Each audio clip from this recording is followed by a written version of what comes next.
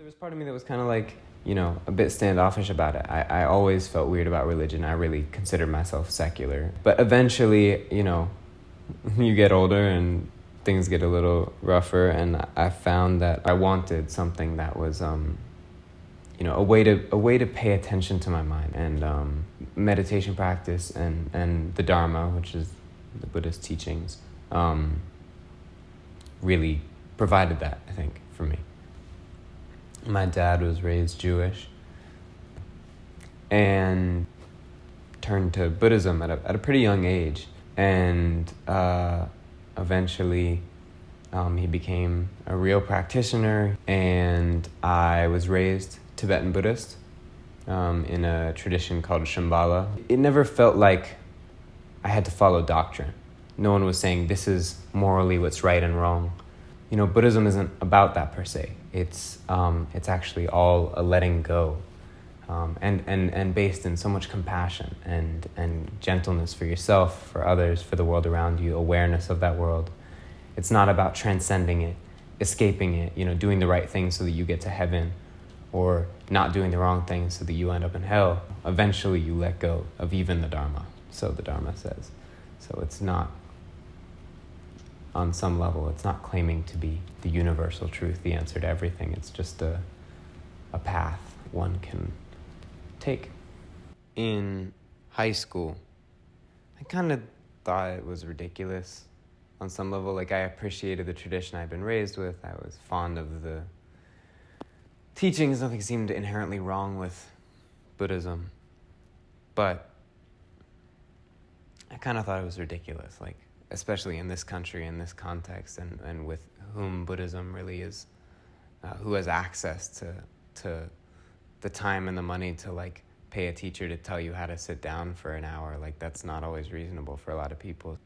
Especially as a young person who was pretty involved in some social justice stuff and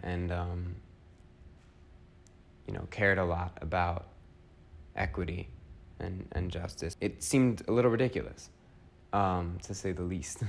But in my tradition, there's like a ceremony, a rite of passage at 16 that is supposed to be an entrance into adulthood.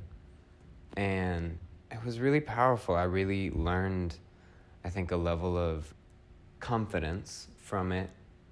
Confidence in my body's capacity to, like, take care of itself, my mind's capacity to rest if it needs to.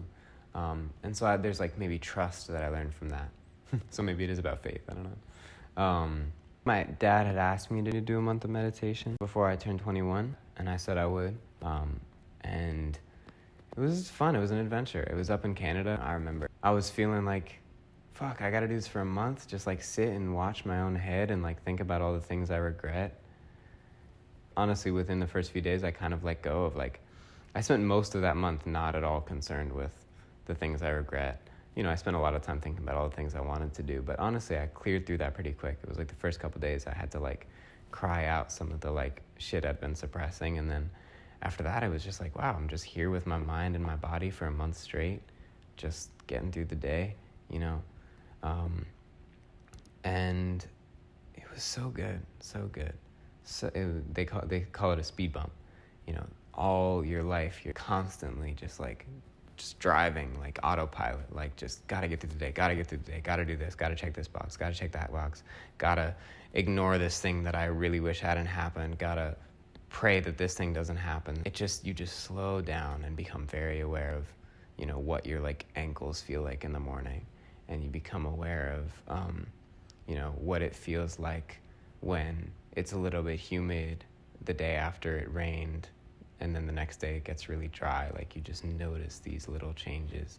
The practice I do every morning that I can in my room is really good. It gets me through the day, but also being able to come here and sit with a group of people can really do a lot, especially when you're starting, and especially at moments where I feel like I need some of that, like, support.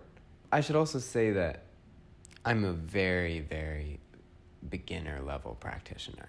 I'm 20 and, like, just kind of getting into it. And so to be like in a leadership position is a little tough from that point of view, because it's like, should I be in this position? But Miyoko will tell you she's in charge of this Sangha, and she sees it just as helping out, And so I just think of it the same way. I'm just sharing what I've been fortunate enough to have the time and support and money and a privilege to be able to learn. More than anything, I want to, do my best to help see a kinder and more just world. And so, anytime it feels like a distraction rather than helping life in the world, then I won't let that hold me back. So there are two things that I say to myself all the time that I've learned from my meditation practice, and I think that they tend to be able to answer any question that I have. And those are just be and let go. It doesn't mean apathy. It doesn't mean disconnect. But all of the tension and concept that build up in your head, you can just let that go. And that gets me through the day sometimes.